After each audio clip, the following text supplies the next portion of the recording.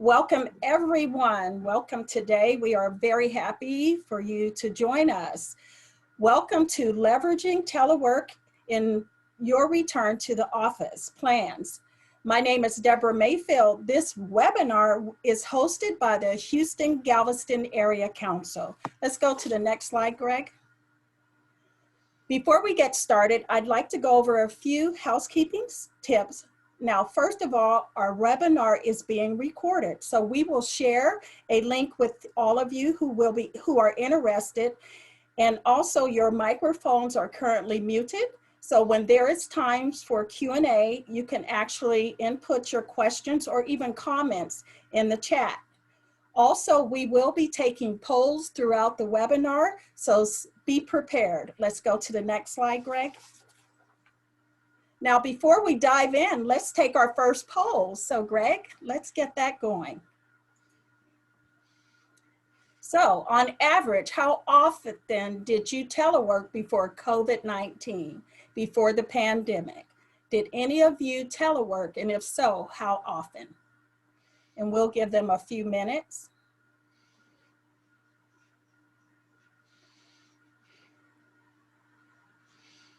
And then Greg, once you get that, we can look at the results, and that'll give us a baseline. All right. All right, y'all, get in your vote. And if you haven't, well, it's going to end in just a few moments. All right, here we go. Okay. Here's your results. Okay. Can I see them or? Oh, I have to share them, sorry. Okay. Okay, so we'll see that 73% said never. And then we'll just go down 1 to 3 days per month. That's around 9%. The same with those who teleworked 1 to 3 days, 1 to 2 days, and 3 to 4 days. So we'll close that poll. Ali and Elham, did you get that information? Okay, let's go to the next slide. So while COVID-19 has rocked our world in ways we likely couldn't have imagined, we hope to use some of the things we learned to support businesses return to the work site and in their long-term business operations. We will take a look at what the data is telling us nationally and what it looks like here in the Houston area, and also how the Commute Solutions program can help your business. So we'll just go through that. We'll have an introductions. We'll talk about the national data.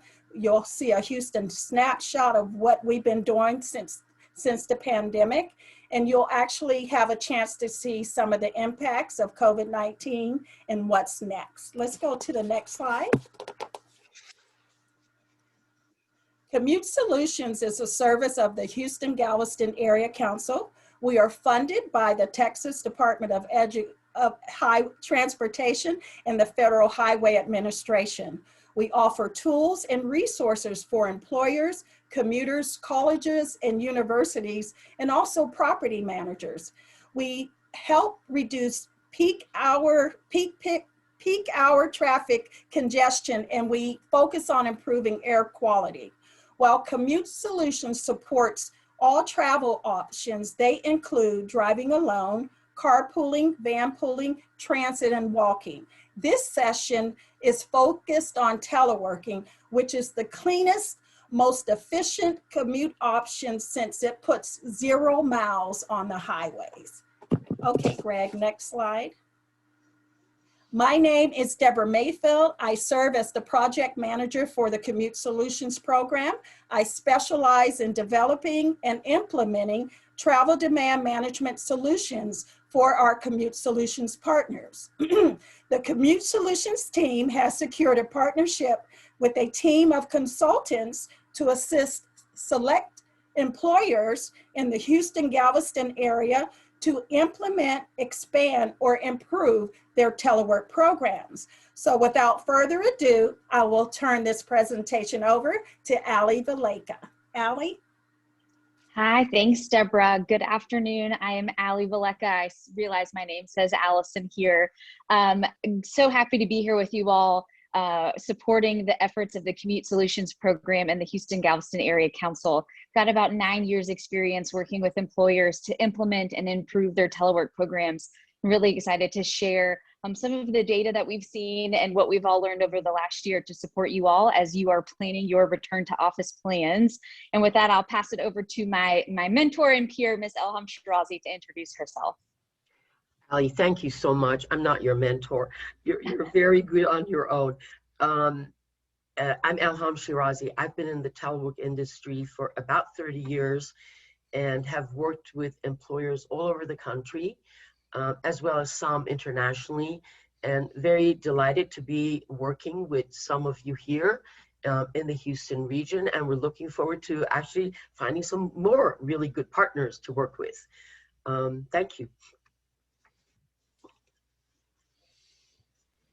Great. Greg, we'll go next slide. We are going to jump into some of the national data and give you guys a little kind of 30,000 foot picture, and then we'll jump into some Houston specific data. So next slide. As you all know, telework is not a new practice that was brought on by the pandemic. It was actually coined telecommuting in the 70s and was really used as a strategy back then as a way to combat congestion and to help reserve resources. And so the information you're looking at here on this slide is actually some census data from 2017. And if you've ever responded to that, you've likely been asked the question about how you get to work. And so why I'm showing you 2017 data here on this slide, and obviously there's been more recent data, what makes 2017 so interesting from a data perspective is this is actually the first year that telework surpassed the use of transit as folks' travel option to get to work. And so the question usually asks how you usually get to work. So if somebody was only teleworking 1 or 2 days a week, this data set is usually not capturing that. However, it is very impressive how the growth of telework has been over the years. Next slide.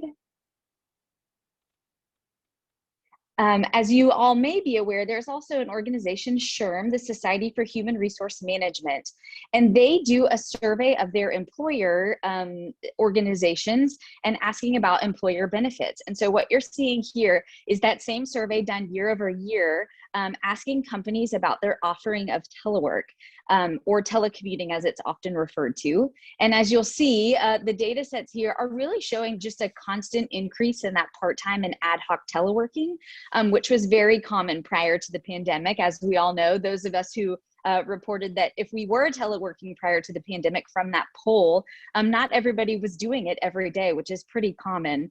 I will say too, as some of you may be wondering, hey, we're already in 2021. The 2020 data set for this survey is not available. And actually, I'm not 100% sure they even conducted the survey last year. So it will definitely be interesting to see how these numbers change after coming out of a global pandemic. Next slide.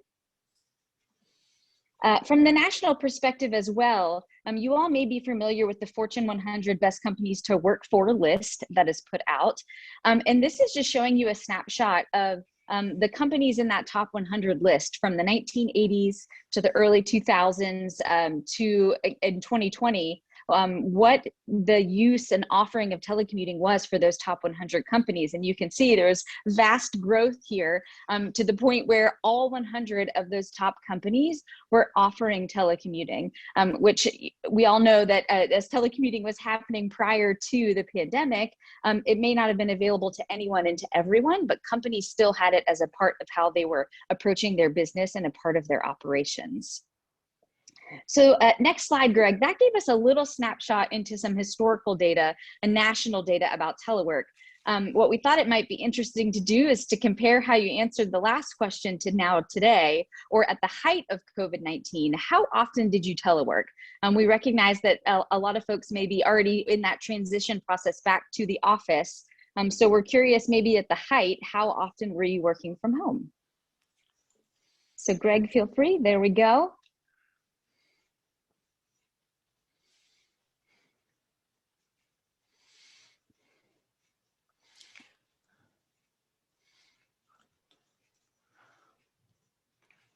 Okay, guys, get your votes in.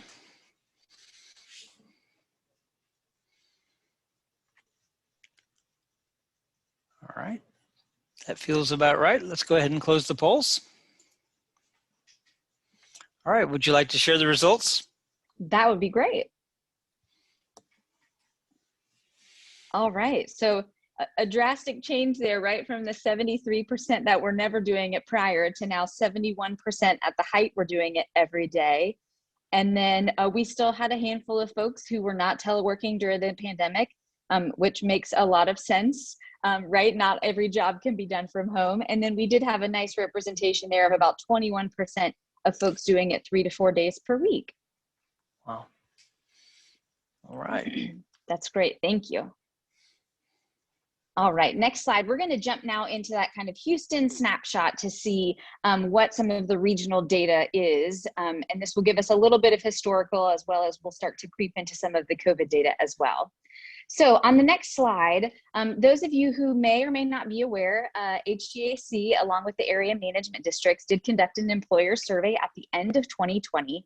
And so one of the questions in that survey was specifically asking about the existence of a telework policy prior to the pandemic. And as you can see here, about 19% of organizations said that they did have a formal policy going into the pandemic. And I would make a note that how you view a policy can be very different across different organizations, but usually refers to some sort of guidance for employees and managers on how to approach telework. And then if we'll go to the next slide, Greg, in that same survey, there was also a question to individual employees or commuters about how often they were teleworking. And so what you're seeing here is about, I believe it's 18% were teleworking, and this is the breakdown of how often they were doing it per week. So I think if we kind of compare that, that was a little different than what's representative of the group here when we did the poll earlier. But it's very much in line with what you would expect in terms of what telework looks like in Houston as compared to some national data. So Greg, on the next slide, what you're seeing here is, if you remember that first slide where we showed some 2017 census survey data, it was the first time that teleworking had surpassed transit use on a national scale. So Greg, if you want to do one more click, I'm going to pull that image back up for you all to see. And so now what we're going to do is just take the snapshot of that red pizza pie slice here. And so you can click again, Greg. And so this is showing you what that telework trend looks like over time. And you'll see you've got the national data there, as well as the Houston specific data. And so it very much falls in line with a similar trend line, right? There's some jumps here and there, which often happens. And I think some obvious ways that we might explain why the Houston data may be a little bit lower than the national data is likely due to the industries, the types of jobs there are in Houston that can't be performed at home. And so I think this is still shows a really nice trend of telework in Houston, really matching kind of what we were seeing on the national side. So next slide, I've got a question for you all, and I know you've been pretty active in the chat. So I'm curious, some reasons that you guys think that folks don't telework, and maybe other than the fact that you have a job that can't physically be done at home. I'm curious if you have any other thoughts or comments on why folks don't often telework, and I'm going to keep an eye on the chat, see if we get any answers here on why employers or individuals may choose not to telework. Managers don't allow it. That's great and true. Uncomfortable working at home as it never allows them the opportunity to leave home. That definitely was true for some of us over the last year and a half. Need the structure of an office setting the structure that the office setting provides, lack of technology. These are all really good points. Greg, if you want to click forward, we've kind of broken down here some of what we see pretty regularly as you talk to organizations and employees on why they are or are not offering telework or choosing not to telework, right? There's issues of productivity, communication on the employer side, technology, which was brought up in the chat, as well as individuals might really prefer the office setting. They might feel like they're too distracted at home. There's lots of different things that might deter someone or make someone feel like they can't telework. But as we all know over the past year, and if Greg, you want to jump to the next slide, we saw that sometimes it doesn't matter if you want to, sometimes you have to. And we learned a lot over the last year on how to telework in a non-traditional setting. So Greg, if you want to slowly click through, this was probably those of you who were from home, you might have been sharing your desk with a student who was doing virtual schooling. Your daycares and schools were probably closed and you were in the middle of a conference call while entertaining kids, and pets now needed your full attention all day long because they were so excited you were home. This is a great scene here, I think, too, where you didn't have a desk or a space set up ready to go. So everybody found a flat surface in the house and everybody was doing everything in that one area. So you had no privacy, a lot of distractions. And then I think it was true for a lot of folks, but I think also for parents, you started working not your traditional schedule. You were putting in hours before the kids got up so you could have some focused time to get work done, or maybe you were working really late into the afternoon. And then there was also, our cities looked a lot different. Our spouses, our neighbors, our family members were no longer going into work. People lost their jobs. Our cities got really quiet. And even with all of that, there was the stress of this global pandemic and how that might impact you or your family, as folks might have been getting sick or worried about exposures. And while all of this was going on, we still found that people were teleworking and we're being really productive and we're having a good experience with it, despite all of these externalities that were making it not the most ideal experience. So Greg, if you want to jump to the next slide. The household pulse survey started happening as well through the pandemic, and they were taking pretty good snapshots asking about how work was changing, how the locations of work was changing for individuals. And I found this question to be really interesting. This data set is actually from that household pulse survey that was done at the end of January, beginning of February. And one of the questions is, did any adults substitute in-person work for telework because of the pandemic? And this data set here showed about 37% of people said yes, a little lower than what we saw on the poll of the folks attending today. And what I thought was interesting too here was when you really started to look at the demographics of how people had responded to this. I just put some of the larger percentages on this slide, but it was really interesting to see where there might have been kind of trends for where telework was happening about individuals, and then as well for industries and the type of work that people were doing. I will say this is not Houston specific data, this is national data. The Houston subset was a little too small to feel comfortable putting it on here because of the margin of error, but the Houston subset data was very similar to the national data. So I thought this was really interesting to see just this continued reporting of folks still incorporating telework into their work days as a replacement for in-office work. Next slide, Greg.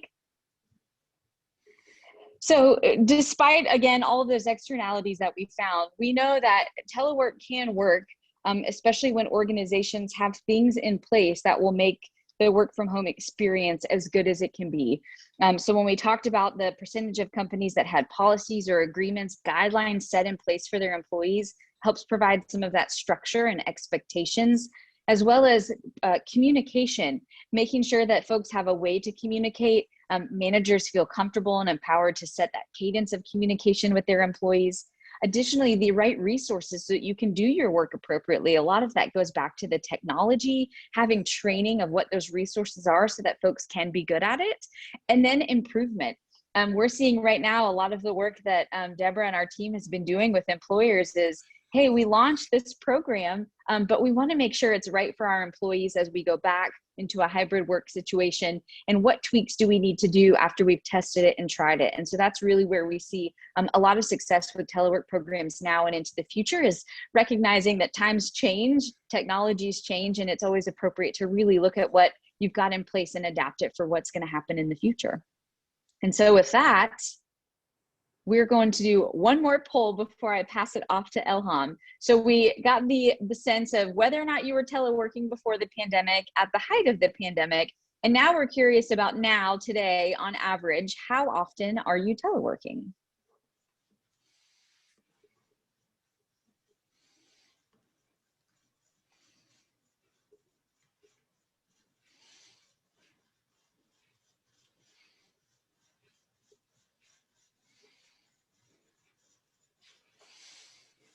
All right, we're going to give it a few more seconds because the numbers are still changing. Perfect. It looks like people have really thought about this one, so it ought to be good. All right, we're at 30 seconds, so I'm going to end the poll. All right. And I'll just go ahead and share because this is Perfect. exciting. Wow, 57% are still doing it every day.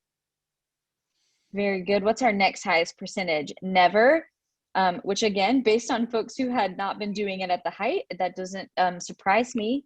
And then 1 to 2 days a week, we have about the same percentage. I'm just making some notes as I see all these numbers here. And then, so really across the board, which I think Elham could probably tell you too, is not surprising at all. And really, I think the expectation going forward is companies are going to find a way to incorporate telework into your plans in a way that makes sense for your business. And it's not going to look the same for everybody. So Elham, I'm going to pass it over to you. Thank you so much, Ali. Greg, if we can close the poll and go to the next slide, please. Yes, ma'am. Thank Here you. we go. So let's talk a little bit about the impact on employees, and let's go to the next slide. Obviously, the biggest question surrounding working at home is about productivity. And there've been, a lot of surveys completed during the pandemic about employees' productivity, managers' perspective on productivity. And based on this Korn Ferry survey, as you can see, the results are coming in that productivity is higher at home than at the office. And often this is attributed to, the lack of distractions, being able to manage your own time and get in a lot of project work without people coming and going from your office or your cubicle. Let's go to the next one, please. The other thing that we do want to think about is how much of this flexibility can we maintain? And as the polls showed, the good news is that close to 60% of you are still working at home quite frequently. And actually, when we add the percentage that we're also doing it 3 to 4 times a week, it's still relatively a high number. So another survey, which was conducted by Cisco in October of 2020, pointed out that 58% will work 8 or more days each month from home, which that's about on average 2 days a week. 77% of larger organizations said that they will increase work flexibility, and 98% did believe that at the time, and this is probably still very relevant, is that the meetings that would be conducted would include people who would be joining from their home environment. Let's go to the next one, please. We have done a lot of focus groups with employees and with managers about the impacts of teleworking. And I have to share with you that it's amazing to hear how happy families were to be able to spend time together, or even roommates or partners. It was a good chance for people to, experience life as they're working. And as you can see, 73% reported better work-life balance. And let's face it, I mean, without, working from home, it would have been really hard to handle, children's education or, paying attention to dependents. So this happened at a very timely moment. Let's go on to the next one. And 79% of the employees, of course, said that they saw a positive improvement in their lives. And of course, living in Houston, you all know that the commute is very difficult, and that getting from, even, one side of the city to the other, or one side of the Harris County even to the other, takes quite a bit of time. So people are very happy that they are not commuting, and often, use that time to either balance work life or even to start work earlier, work later, and they're not as stressed by sitting in hours and hours of traffic. So let's go to the next one. Let's talk a little bit about the impact on employers. Let's move. Thank you. Telework has a lot of impacts on on employers. Actually, I think some issues that employers should be cognizant about very much today is that for employees, this has been such a great moment that 10 to 20% of employees are saying that they're willing to take a cut on their salary. I'm sorry, a lot of employees are saying that they're willing to take a 10 to 20% cut on their salary so that they can continue teleworking. In fact, it's becoming an issue which is really important to recruitment. A lot of employees are looking for new jobs now, as you can see on the last circle on our right-hand side. There are 50%, 40 to 50% of employees who are thinking of changing jobs, and a lot of those are basing it on flexibility, whether or not the job allows them to telework, or whether it allows them to have flexibility maybe in the hours of work, as well as geography. As we know, a lot of employers are also starting to hire people who are not necessarily in the same location. They may even be in another state. So we do believe that these this year and next year, post-pandemic, that there's going to be a lot of moves from people leaving jobs and employers changing their perspective and rethinking whether or not they should offer flexibility. And I think they're realizing quick and fast that this is a big factor in getting new employees. So let's move on to the next one. What's next? So let's go to the slide. Thank you. I think one thing to notice is that the pandemic robbed us of the ability to plan for teleworking. So we were at work, we went home, and pretty much had to come back, get our stuff, and there was nothing put into place to actually support this structure. If you recall, there were only 19% of the employers did have a policy pre-pandemic. So a lot of employers just went into this, without rules of engagement. And we do want to let you know that we're coming here with a lot of services that can help you actually identify the rules of engagement, and we can work with you on many steps in your program, from customizing the plan and implementing it. And we also have a great resource library on our website, the Commute Solutions website, that you can look at later. Let's go on to the next one, please. Some of the engagements that we've started already include developing a very customized plan for next steps with employers depending on where they were. For some, it's a fine-tuning of their policy. For some, it's looking at what they had midterm or during the pandemic and trying to bring it up to the standards.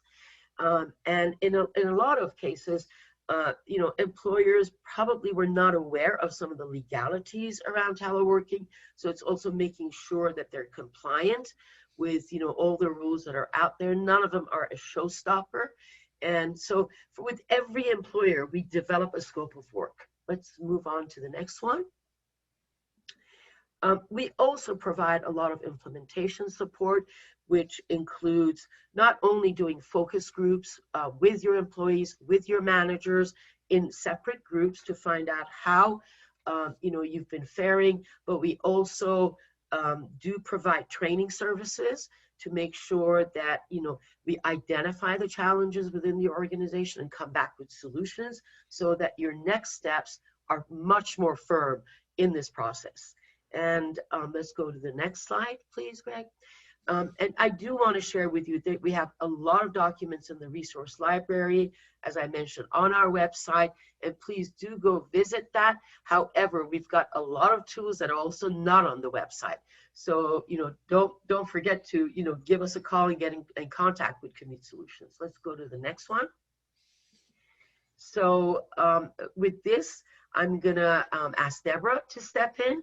So Deborah, you want to take it away?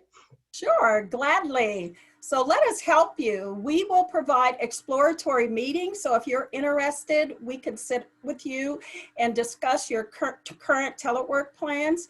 And once we evaluate your current policy, we can provide recommendations for you. Next slide, Greg. So with that, our chat box is open to questions. We welcome any questions you may have.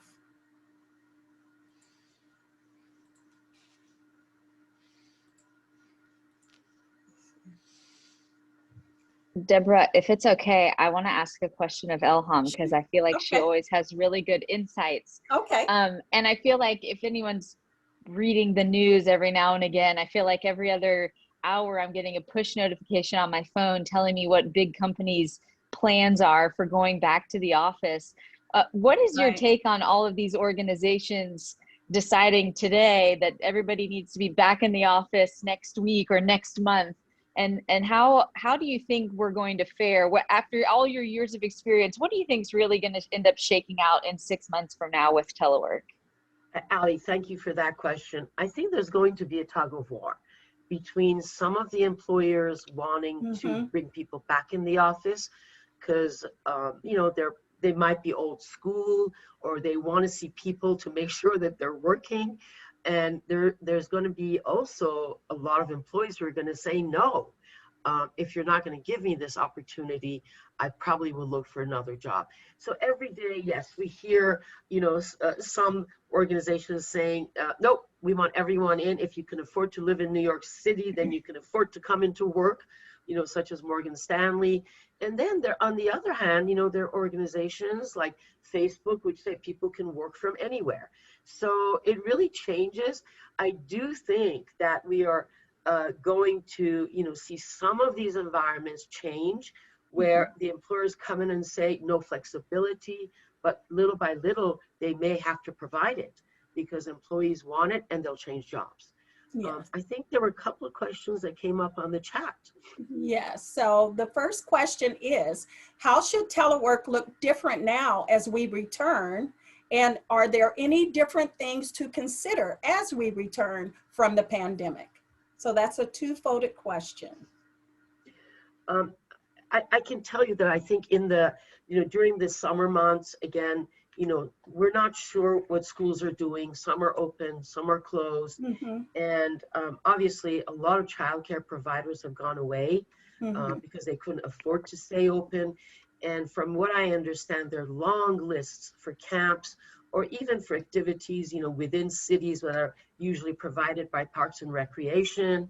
The next few months, I think that we still need to be very patient in terms of what the employees require in terms of flexibility. In fact, what we have learned is that, you know, if you want to be a good manager, you have to lead with empathy. Yes. And that's going to be a critical factor.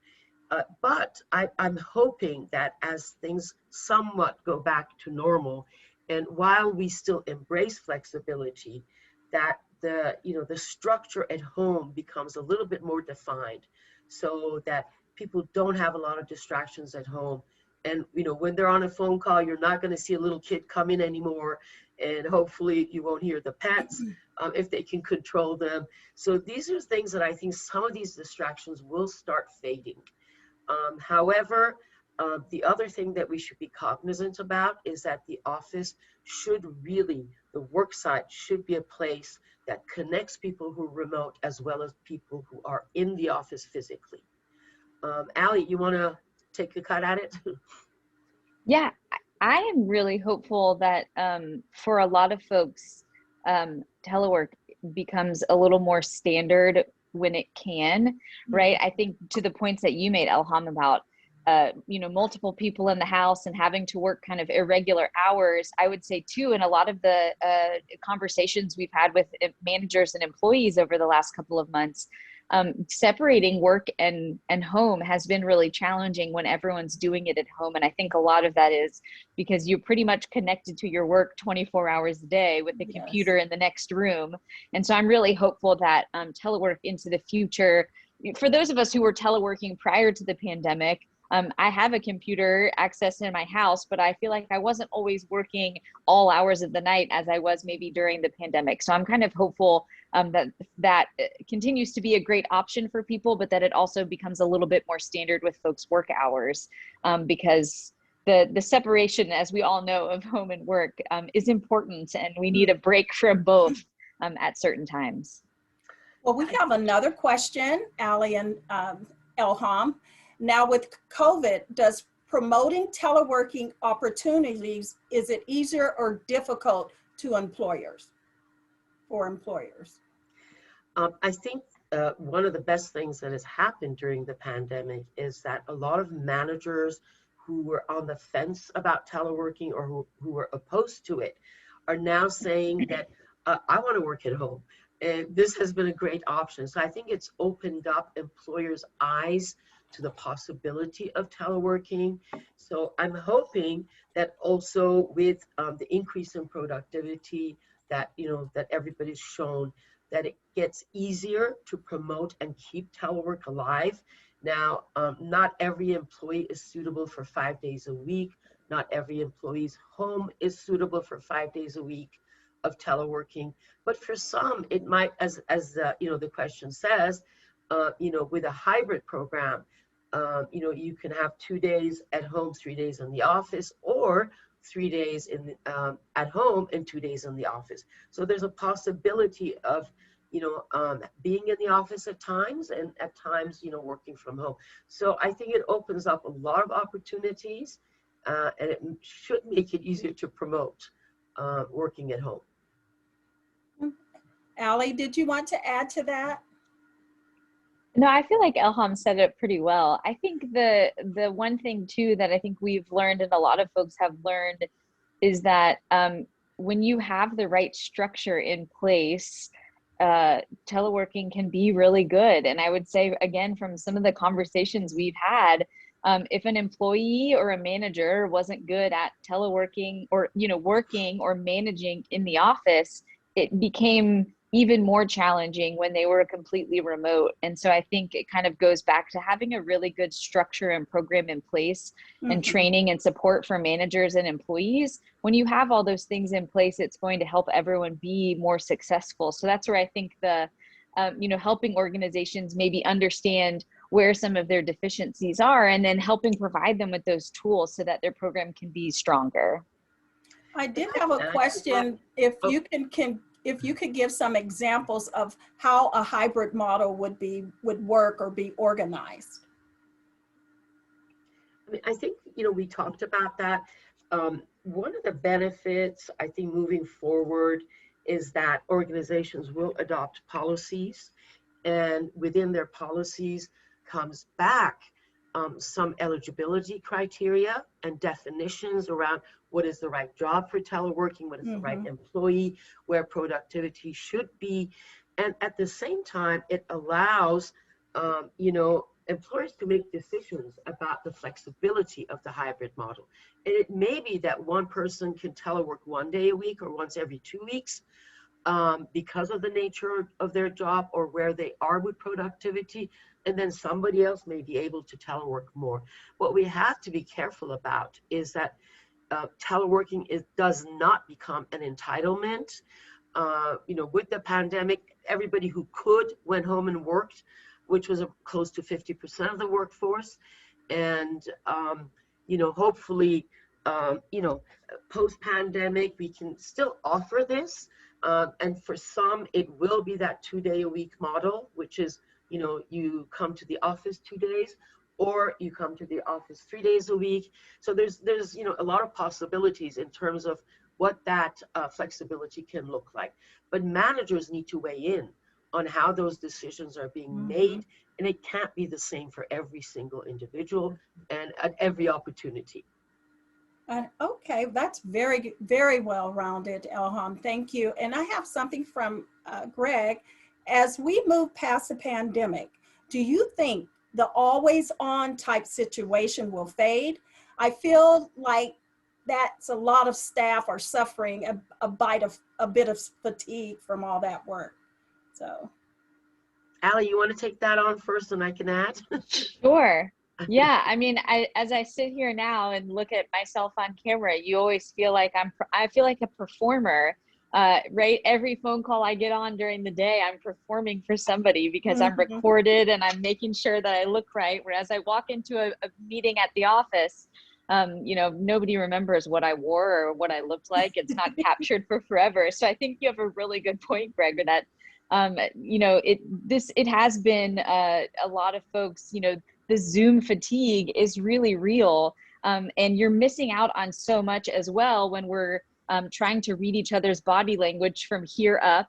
And we're missing some of those additional kind of social cues. And I feel like it is just very exhausting. So I think you're right. I think as we transition, as folks may be in more hybrid models, perhaps with a hybrid model, it really should provide you that opportunity to have your focused project independent time at home, and that your performances are live in person with people where you're collaborating and brainstorming and working on those projects together. I mean, I think that's where we see the real benefit in hybrid work, is that it helps you be really productive on both types of work that you may be doing.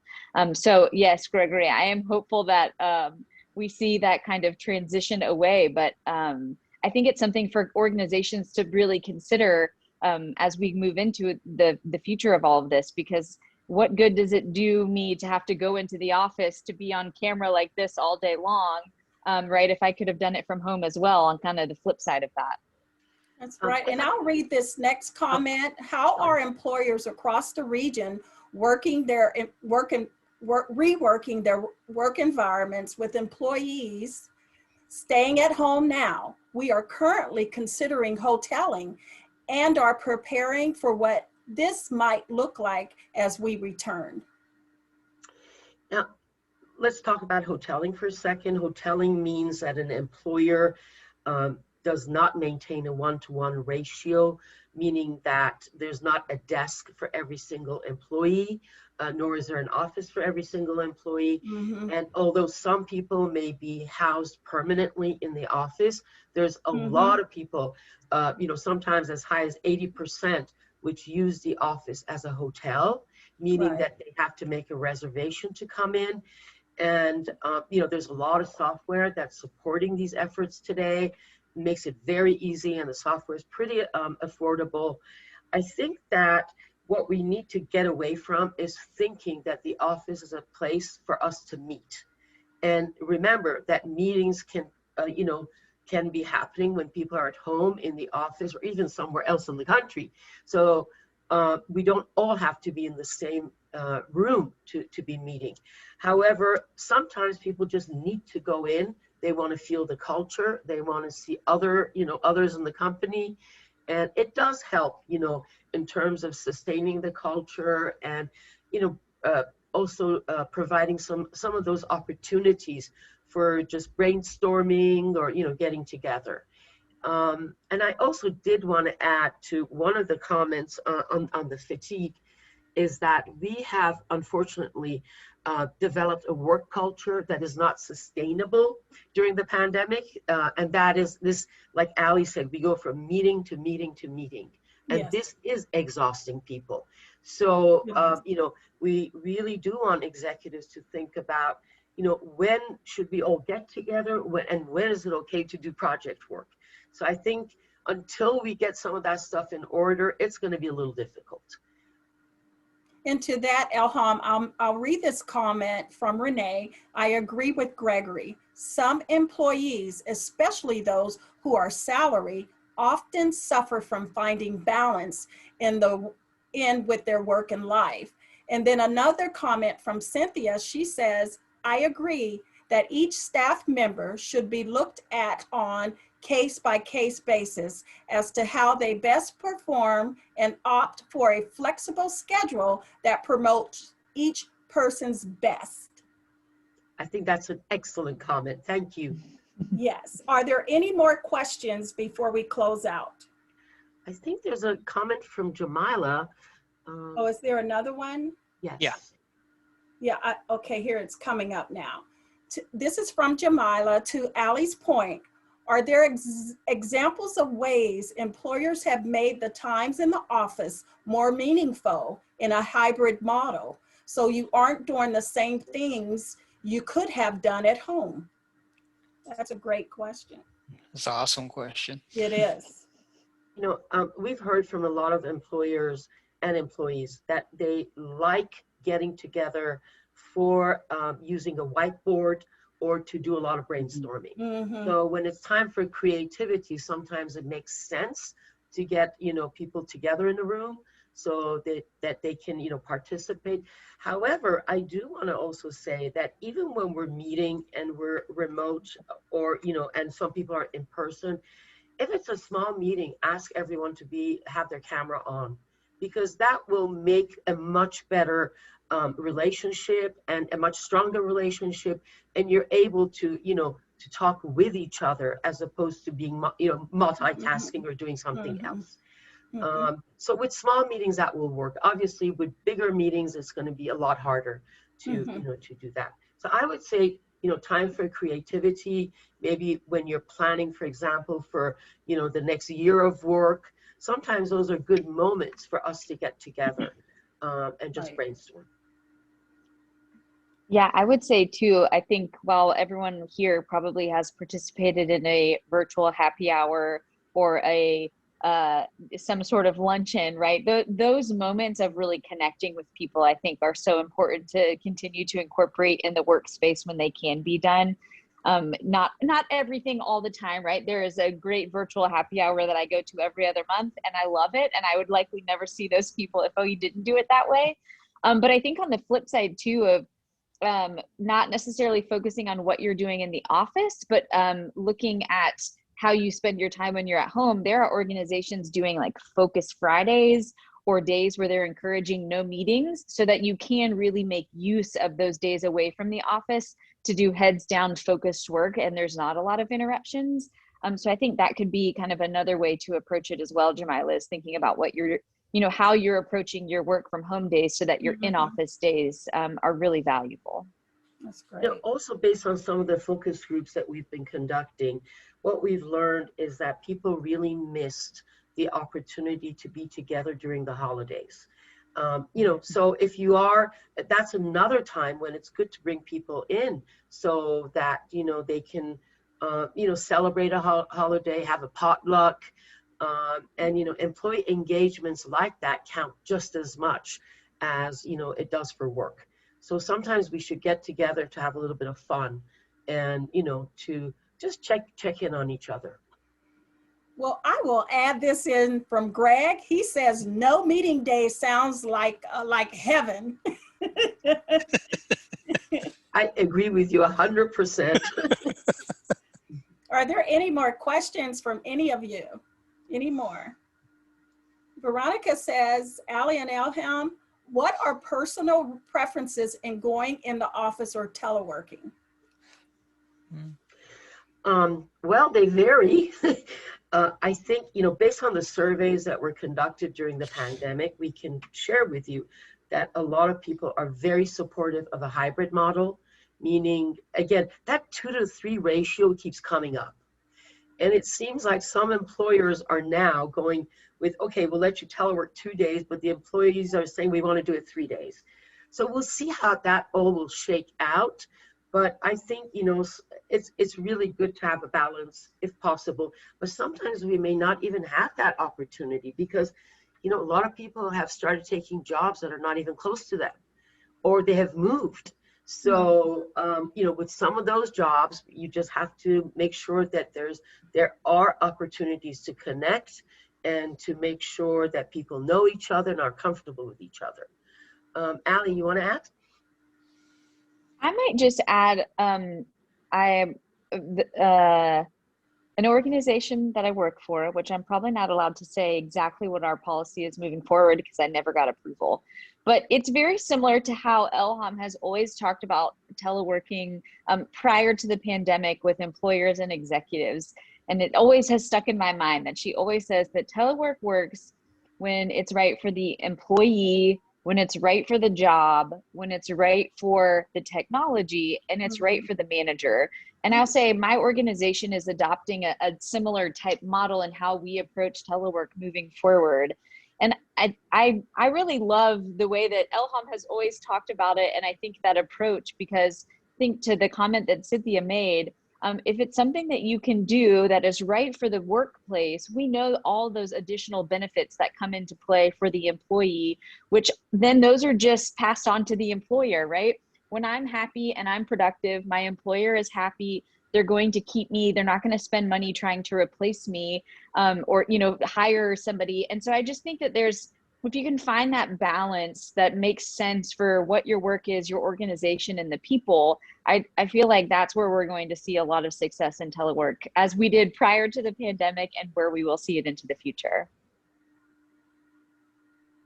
Are there any more questions? Greg, let's go to the next slide. Yes, ma'am. We would like to thank all of you for coming. Elham, Ali, thank you so much for just helping put all of this together. We hope that we were able to provide each of you with some tools to take back to help you leverage on your return to the office. Contact us today if you would need assistance in telework policy development, evaluation, and even training. So again, thank you. My name is Deborah Mayfield, and all of you have a great and wonderful day. Thank you, guys.